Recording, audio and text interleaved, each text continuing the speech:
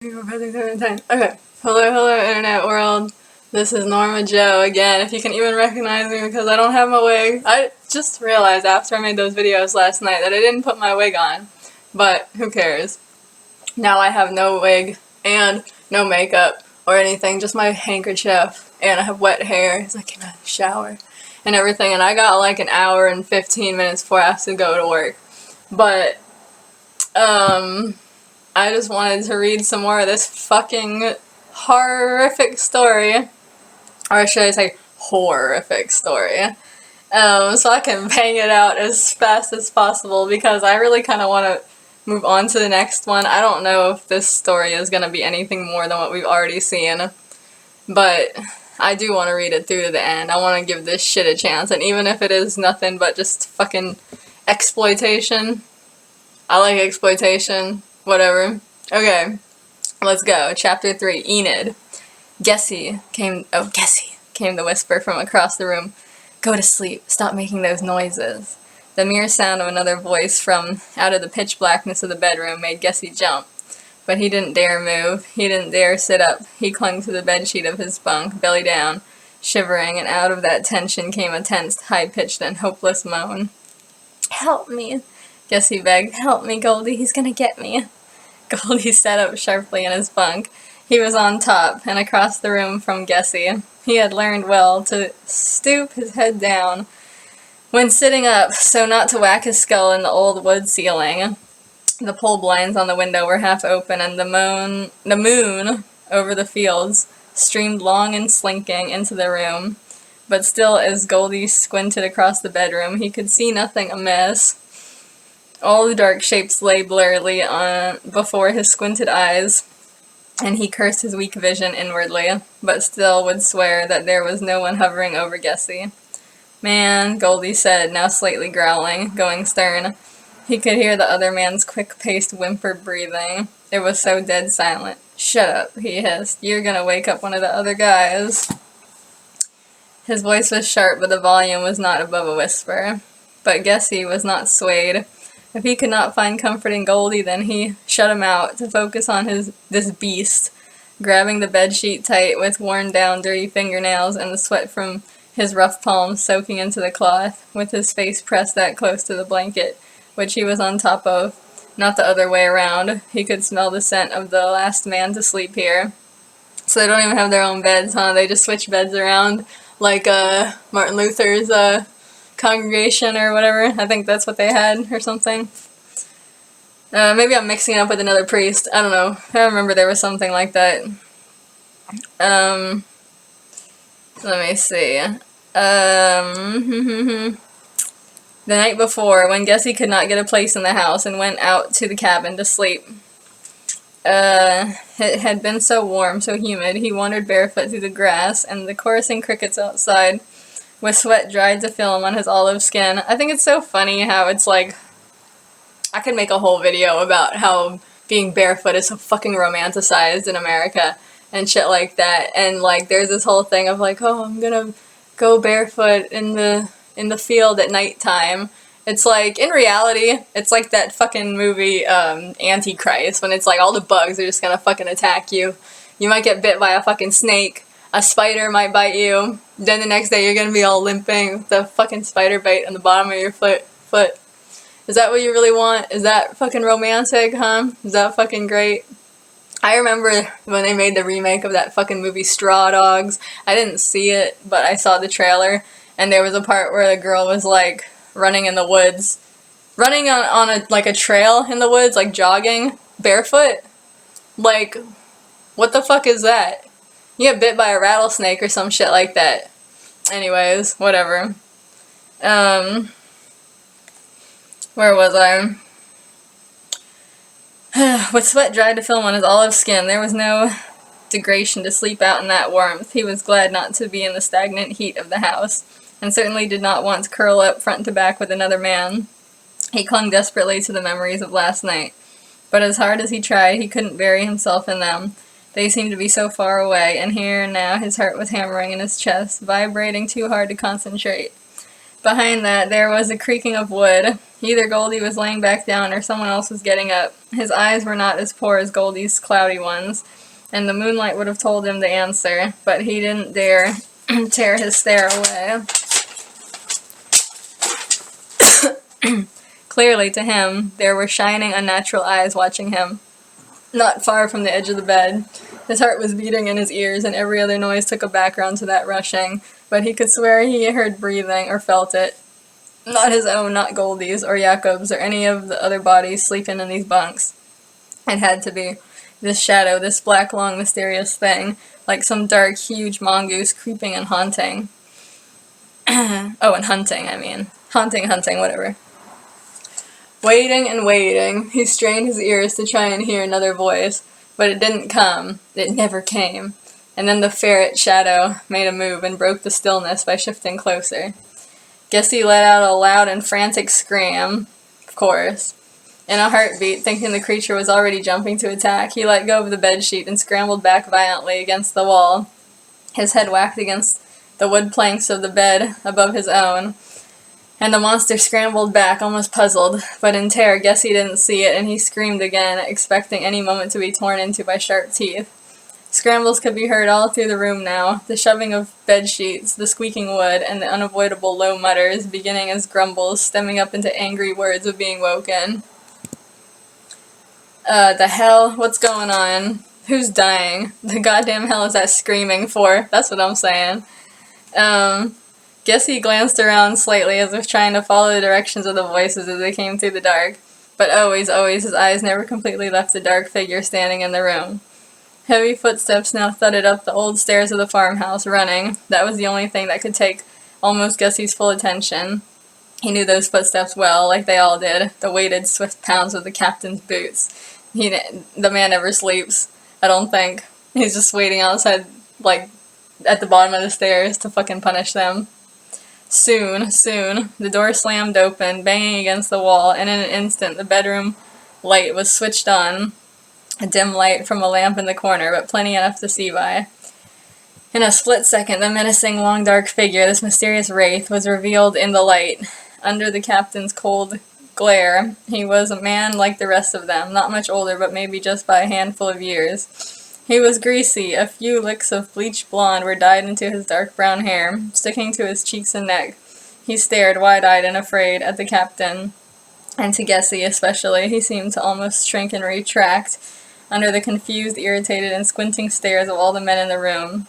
They began to grumble again, but were quieted when the captain bellowed, of course.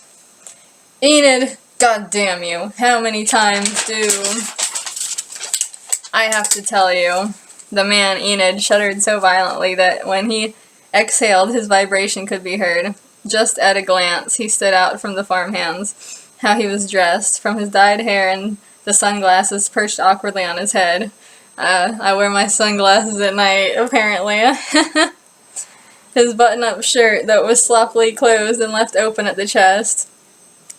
Both forearms were tattooed on the soft inside with patterns from wrist to elbow. This is not exactly how Enid used to look, but it's close enough. Enid was more like a fucking, like, Green Day wannabe type of guy. Like, he looks more like that. This guy seems more like a fucking, I don't even know, like an LA 80s dude or something.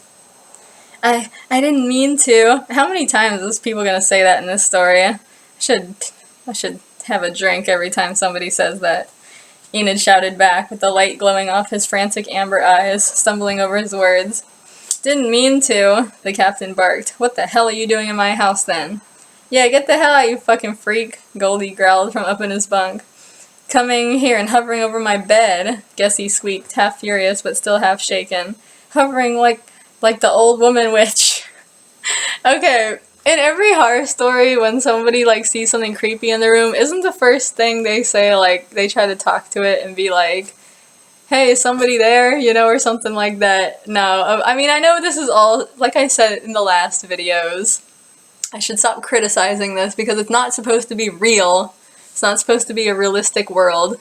It is a fucking world where everyone is literally a hysteric all the time. and they're just in the midst of mental breakdown constantly. If anything, it's just like, yeah, a fucking hell world, where you don't have a nervous breakdown and then it's over, you had a nervous breakdown. It's like everyone is in the midst of a constant, ongoing nervous breakdown that's just ongoing and never ends. But like I said, it was written in the midst of a bunch of angst, so I probably wanted to fucking scream. But I don't know, it's just a little over the top, you know? But anyways, the captain swung. I can just imagine this as like a movie too, like everything being so like abstract and like cartoonish, but like in a dark way. Like the whole thing about like anytime somebody like breathes or they like shiver or something and it's just like really loud, like everybody hears it, you know, and stuff. Can imagine it being kind of like, I don't know, Eraserhead-ish or something. Anyways, the captain swung forwards and grabbed Enid by the thin fabric of his summer shirt. Right away, the man cried out in pain like he'd been stuck with a knife. Because the guy grabbed his shirt, huh? And clutched at his... Oh, okay. And clutched at his stomach with both hands. Don't be rough with me, please, please. And then some fucking... I don't know if this is like Polish or something. It's not a language I know. I know Google Translate was involved right here. It says, Badjise Mito Cerny. I'm not gonna try and pronounce that. I'm not gonna try and pronounce that shit. Yeah, some shit. I don't know what that means. I'll have to look it up. Actually, let me look it up right now. I'm kind of curious. I'm assuming it's some kind of East European. It's either like Polish or, I don't know, something from over there. Let me see here. Put on detect language, see how good this is. Okay. Okay. Oh, but I can't make the little, like, oh, what the fuck? I didn't mean to do that. That's German. English is what I want.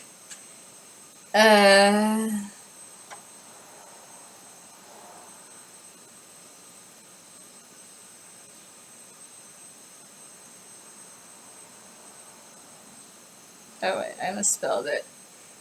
Okay. Mitosierni.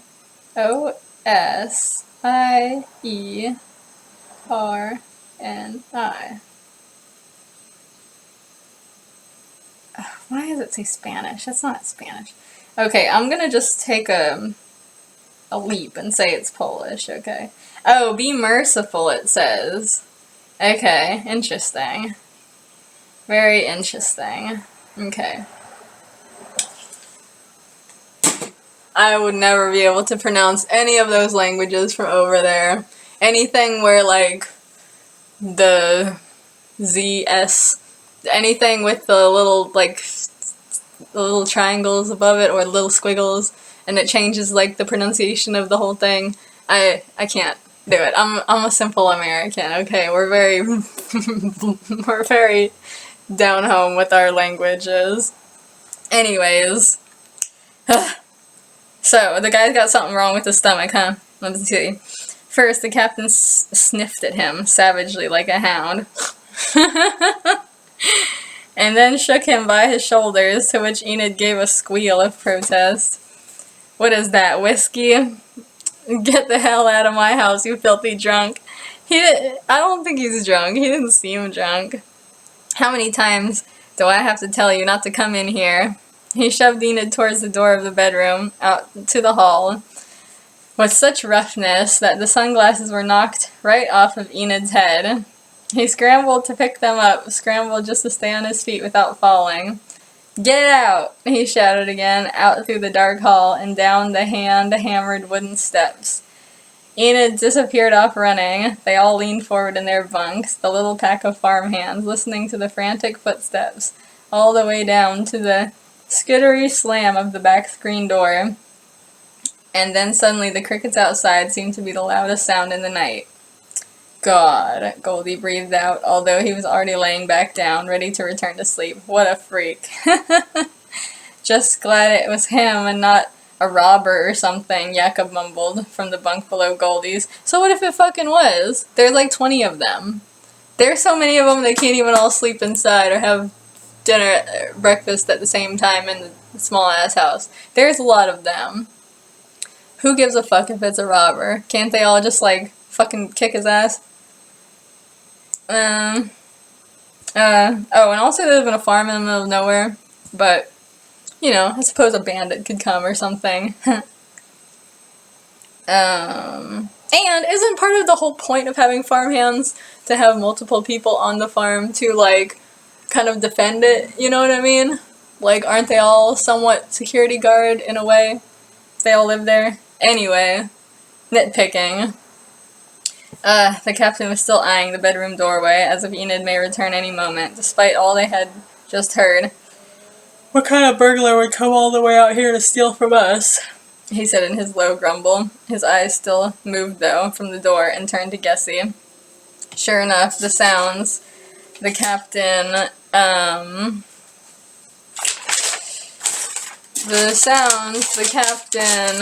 heard, however small, were his. Gessie was trying hard. His face was downwards and he was trembling, sitting curled up with his back pressed tightly against the wall. His hands clutched the bed's blanket, wringing it in his lanky hands. The captain moved towards his soft whimpering and sat down on the edge of the mattress, stooping his head a bit from the bunk above. He gave a quiet sigh. "Come on, Gessie," came the man's low voice. "Don't let him scare you." He waited a moment, and when he didn't get much of a response, he reached over and laid a hand quietly on the younger man's knee, where the fabric of his jeans was only a hair away from wearing through completely. He's sleeping in his jeans. Didn't Tiki teach you anything about not sleeping in your jeans? I mean, just sleep. If you don't have any other clothes, just sleep naked. Whatever. Blah, blah, blah. Gessie, he said softly. "Can you hear me?" Robert E. Lee is a little soft on this hysteric. Honestly, at the time, I probably thought this was really cute, but now it's irritating. I would have took Gessie outside the back and shot him. Put him out of his misery.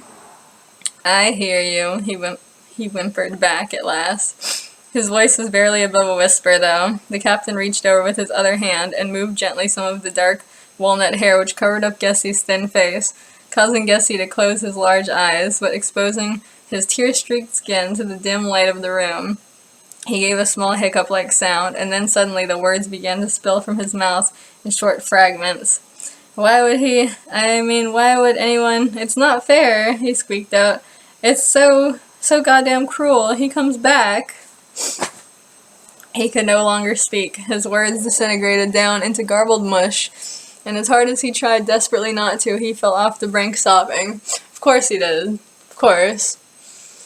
I mean, considering the way that the captain, like, is so fucking mean to everybody else, I would think that they'd be, like, really pissed that he's, like, this sweet on Gessie, just because Gessie's, like, an annoying toddler, and that, like, I mean, I guess I'm just so, cold now as an adult, but, like, seriously, man, like, it's like, jealousy is real. If I was one of these other guys, especially Goldie seems pretty cool, honestly. I think he's my favorite one out of this group. Sheena's, I don't know. Sheena did a lot of screaming. I'm sure Goldie will do some screaming, too, in the future. They all seem like a bunch of scream queens. But, I mean, wouldn't they be jealous? Like, if this was, like I said, this is not real life. This is a pornographic hellscape. However, I feel like if for any reason me or anybody I ever knew was in this situation, we would be fucking pissed. And we would probably kick Gessie's ass. And then he would just be even more of a hysteric, because he'd be like, oh my god, they all kicked my ass. They're all gonna beat me up. They're all gonna drag me behind the barn and beat the shit out of me. You know? And we would. We would beat the shit out of him, because we'd all be fucking jealous. Like, why the fucking captain? The captain, he spent like 15 minutes slapping the shit out of me the other day. He hit me so fucking hard I couldn't even eat the next day. And now he's being sweet on you. Fuck you. Da da da da da. Oh, it's 20 minutes. Okay.